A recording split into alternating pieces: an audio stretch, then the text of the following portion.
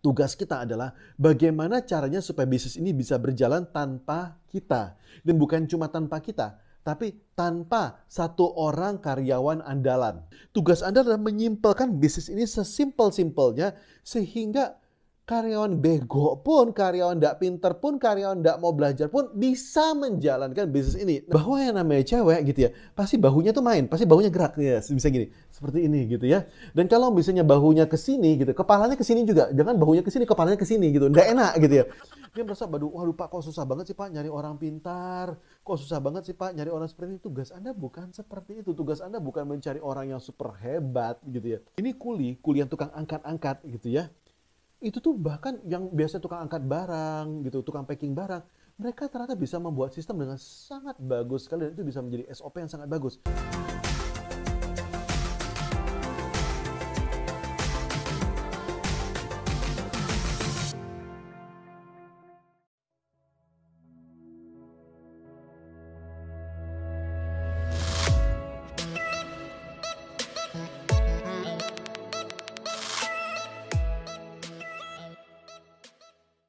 Supaya sebuah bisnis bisa besar, bisa punya banyak cabang, ada sikap-sikap yang Anda tidak boleh punya.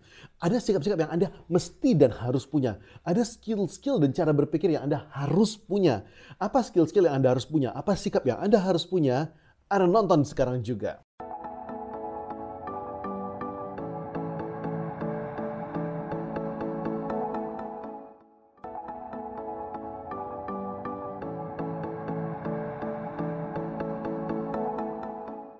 Hai, senang sekali ketemu lagi dengan Anda, Hendrik Ronald di sini.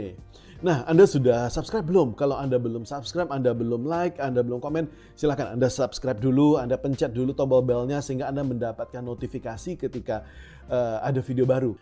Hari ini kita akan membahas tentang bagaimana caranya supaya Anda bisa mempunyai satu buah bisnis. Satu buah bisnis yang dimana bisnis ini bisa punya banyak cabang di mana-mana gitu ya. Nah, kita bakal cerita. Dan di video sebelumnya saya sudah menjelaskan gitu ya. Apa sih kesalahan-kesalahan yang dibuat oleh seorang pengusaha pada saat mereka baru memulai? Anda nonton di video sebelumnya, di situ saya jelaskan bahwa tugas seorang bos bukan menjaga satu buah resep, bukan hanya memastikan bahwa resepnya berjalan dengan baik gitu ya. Bukan cuma memastikan bahwa resepnya terjaga dengan baik, bukan seperti itu. Tapi tugasnya jauh lebih besar daripada itu. Ada banyak ilmu yang harus dia pelajari. Anda nonton di video sebelumnya, oke?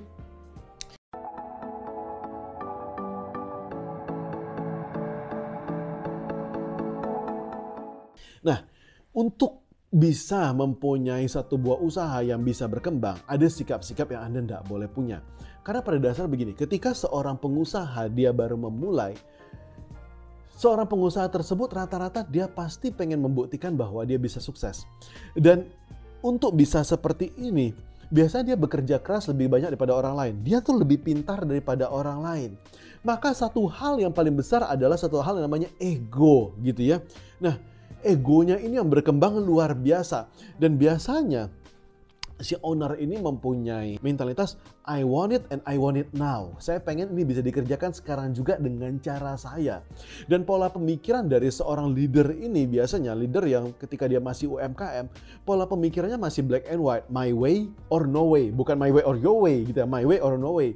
Ini harus dilakukan dengan cara saya yang paling tahu karena ini adalah rahasianya, harus seperti ini. Nah, ini adalah sikap yang pertama-tama harus kita hilangkan, pola pemikirannya harus kita hilangkan. Karena tugas kita adalah bagaimana caranya supaya bisnis ini bisa berjalan tanpa kita. Dan bukan cuma tanpa kita, tapi tanpa satu orang karyawan andalan. Dan katanya kita pengen membuat bagaimana caranya supaya bisnis ini bisa berjalan dengan karyawan tipe apa saja, dengan siapa saja yang masuk atau keluar dari perusahaan ini harus bisa berjalan. Maka tugas utama Anda adalah standarisasi gitu ya. Anda tidak boleh mempunyai sikap bahwa Anda adalah orang yang paling pintar, Anda adalah orang yang paling jago. Tidak boleh seperti itu. Tugas Anda adalah menyimpelkan bisnis ini sesimpel-simpelnya sehingga karyawan bego pun, karyawan tidak pintar pun, karyawan tidak mau belajar pun bisa menjalankan bisnis ini. Nah, itu adalah tugas Anda gitu ya.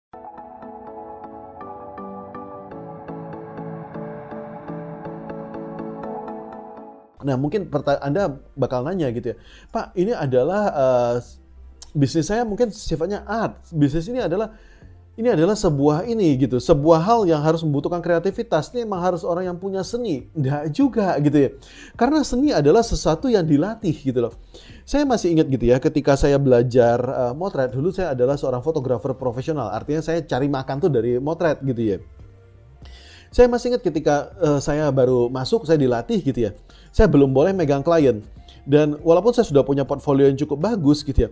Tapi saya tuh biasa motret model yang memang sudah bisa untuk bermodel gitu ya. Mereka sudah bisa melekukkan badannya, mereka sudah terbiasa seperti itu gitu. Nah, sekarang tugas saya adalah bagaimana caranya supaya saya sebagai seorang fotografer gitu ya, saya juga bisa membuat siapa saja untuk bisa menjadi model gitu. Maka tugas saya menjadi fotografer waktu itu adalah saya belajar bagaimana caranya supaya saya bisa mempunyai badan seorang model. Nah, ketika saya belajar, akhirnya saya bisa. Akhirnya saya mengerti, oh bagaimana sih cara model gitu ya. Bagaimana sih caranya memposekan seorang model, memposekan orang biasa sehingga mereka bisa berpose sebagai seorang model. Maka saya mulai mengerti bahwa yang namanya cewek gitu ya, pasti bahunya tuh main, pasti bahunya gerak ya, bisa gini, seperti ini gitu ya. Dan kalau misalnya bahunya ke sini gitu, kepalanya ke sini juga, jangan bahunya ke sini, kepalanya ke sini gitu, nggak enak gitu ya. Jadi kalau bahunya main ke kiri, bahu kiri yang main, kepalanya harus ke kiri juga gitu ya. Nah, itu saya belajar gitu bahwa bagaimana caranya supaya misalnya supaya di sini nih nggak kelihatan double gitu ya, itu namanya double chin. Karena kalau misalnya orang seperti ini di sini pasti kelihatan seperti dagunya tuh ada dua, double chin namanya. Nah, saya harus belajar bahwa kalau misalnya orangnya agak gemuk gitu ya, dia selain modelnya seperti ini, dagunya juga harus dimajuin. Nih. Nah, dagunya dimajuin gitu. Nah, itu saya harus belajar bahwa ternyata ada trik-triknya seperti itu. Bagaimana kalau orangnya gemuk gitu ya, lengannya ini gemuk, simple, lengannya nggak apa-apa letakin depan seperti ini, kepalanya ke sini, lalu tangannya tangannya dipakai untuk menutupi lengannya, sehingga ketika sudah seperti ini tidak kelihatan lagi bahwa lengannya gede. Dan jari-jari ini juga saya sudah harus tahu tangannya nggak boleh seperti ini, nggak boleh begini, tangannya ini harus lembut gitu ya. Kalau bisa dia cewek, kelingkingnya agak ngangkat sedikit gitu ya. Nah, lalu matanya seperti ini, dan matanya seperti apa? Nah, ini semua adalah rules gitu ya. Jadi matanya seperti apa, bibirnya seperti apa? Bibir tuh nggak boleh mingkem gini, jelek gitu. Bibir tuh harus agak kebuka sedikit, gitu. Nah, matanya tuh juga seperti apa?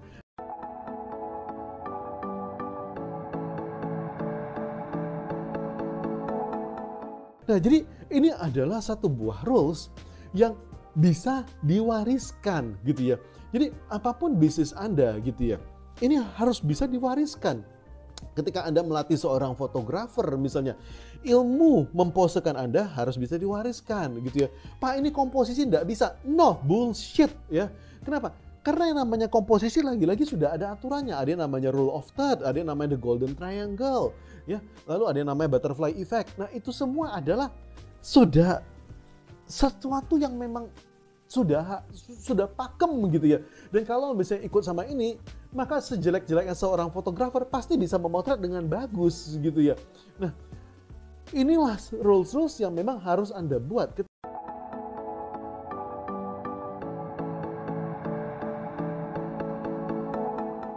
Ketika misalnya Anda bilang bahwa, Pak, orang ini tidak berbakat memasak. No, sekali lagi saya mohon maaf dengan kata-kata itu bullshit. Karena gini, memasak itu adalah satu buah pakem gitu ya. Ya memang menurut Anda gitu ya, ketika KFC buka lowongan, ketika misalnya dia buka satu buah restoran baru, dia mencari koki handal gitu, yang sudah 25 tahun bekerja. Enggak toh. Dia mencari orang yang bisa menjalankan SOP dengan teratur. Seperti saya bilang, tugas Anda adalah mensimplify segampang-gampangnya. Apa yang tadinya ribet disimplify, apa yang tadinya ribet disimplify. Nah, itu adalah tugas Anda gitu ya. Jadi, tugas Anda bukan lagi mencari karyawan yang super pintar. Tugas Anda bukan lagi seperti itu. Karena kalau misalnya gitu ya, kebanyakan UMKM, dia merasa, waduh Pak, kok susah banget sih Pak nyari orang pintar. Kok susah banget sih Pak nyari orang seperti itu. Tugas Anda bukan seperti itu. Tugas Anda bukan mencari orang yang super hebat gitu ya. Kalaupun misalnya gitu ya, Anda buka satu buah nasi goreng Anda enak. Lalu Anda takut bahwa Pak, saya bikin nasi goreng nih Pak. Nasi gorengnya ini enak Pak. Sudah saya buat simple Pak. Ini siapa aja bisa Pak. Tugas Anda bukanlah memastikan bahwa nanti resep nasi goreng Anda tidak diambil oleh orang lain. Enggak gitu ya. Kalau misalnya dia bisa buka usaha sendiri nanti ya udah terserah dia. Karena kalaupun dia bisa membuka, dia cuma bisa sekedar membuka, tapi dia tidak bisa menduplikasi, dia tidak bisa membuat sistem seperti saya sudah bilang di video yang pertama gitu ya. Tugas Anda adalah bagaimana caranya supaya ini bisa bekerja dengan baik, supaya sistem laporan keuangannya bisa bekerja dengan baik, supaya sistem rekrutmennya bisa berjalan dengan baik. Bagaimana caranya supaya proses purchasing-nya itu bisa berjalan dengan baik, supaya sistem penghematannya bisa berjalan dengan baik. Tugas Anda adalah bagaimana caranya supaya sistem pemasarannya bisa berjalan secara terus-menerus. Bagaimana caranya ketika mau buka cabang ini bisa berjalan terus-menerus. Jadi kalaupun orang lain bisa memasak nasi goreng Anda, so what gitu ya. Karena jangan lagi berpikir bahwa ini adalah cuma sekedar resep. Tugas Anda adalah membangun satu buah empire yang dimana semua bisa memasak nasi goreng ini dengan rasa yang sama. Dan memasak nasi goreng ini bisa begitu simple, bisa begitu bagus, bisa siapa saja orang goblok pun bisa gitu ya.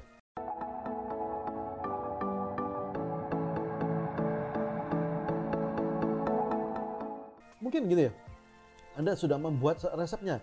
Kalau masak nasi, nasinya harus merek ini, berasnya sekian gram, airnya sekian liter, dimasukkan dengan waktu sekian menit, oke? Semuanya sudah terbuat dengan satu buah struktur yang sebegitu bagusnya.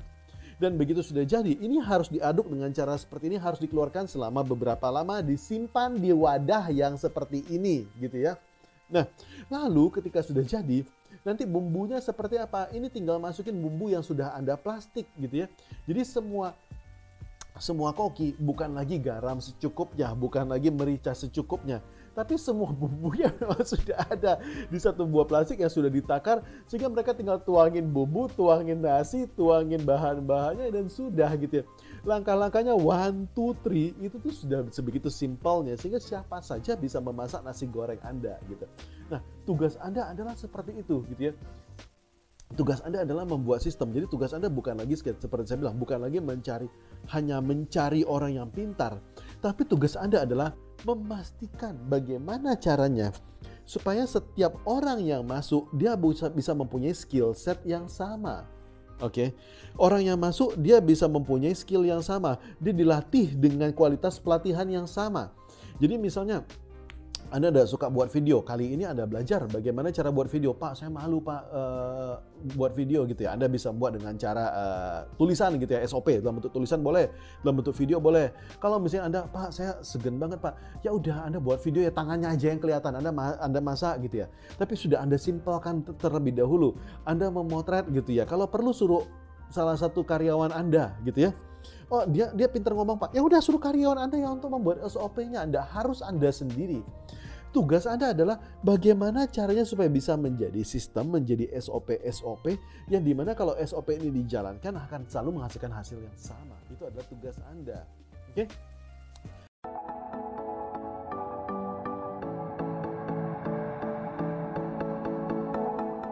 Tugas Anda bukan lagi tidak percaya sama satu orang, bukan tugas atau bahkan percaya siapapun atau misalnya hanya berdiri sama satu orang. Enggak. Tugas Anda adalah membuat satu buah sistem yang bisa diikuti oleh siapa saja, termasuk Anda sendiri. Oke? Jadi kalaupun Anda masuk dapur, Anda juga harus mengikuti aturan yang sama. Siapapun yang memasak harus sama, gitu ya. Jadi apapun itu, entah itu cukuran rambut, entah itu membuat model, memotret atau apapun itu. Tugas Anda adalah membuat sistem, oke? Inilah yang Anda membuat sistem penggajiannya, membuat sistem keluar masuknya karyawan, itu yang Anda buat gitu ya. Nah, di video berikutnya saya akan menerangkan apa sih rangkaian membuat sistem.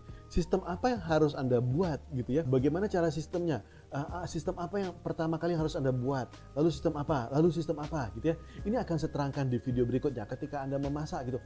Pak, jadi apa aja sih video yang harus saya buat gitu. Ketika Anda misalnya membuat video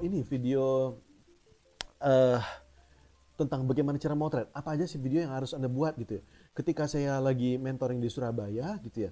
Bahkan saya menunjukkan kepada klien saya, yaitu Vinindo gitu ya, bahwa bahkan ini kuli yang tukang angkat-angkat gitu ya, itu tuh bahkan yang biasa tukang angkat barang gitu, tukang packing barang, mereka ternyata bisa membuat sistem dengan sangat bagus sekali, dan itu bisa menjadi SOP yang sangat bagus. Ketika saya mengajarkan, ini loh cara buat sistemnya, kayak gini loh cara buatnya. Nah, mereka tahu, oh kayak gini tuh cara buat sistemnya. Oh kayak gini, oh simpelnya tuh seperti ini. Mereka bisa langsung dengan gampang membuatnya, oke? Nah, Anda nonton di video berikutnya, oke? Dan kalau suka dengan video ini, Anda like. Kalau Anda nggak suka, Anda dislike. Anda kasih komentar juga. Anda ketik komentar Anda di bawah ini. Anda share kepada orang yang memerlukan video ini. Karena kita nggak tahu bahwa ternyata, oh video yang saya sebarkan ternyata bisa berguna untuk orang lain. Yes, itu bisa jadi berkah juga untuk Anda. Sampai jumpa di video berikutnya. Salam dahsyat buat Anda.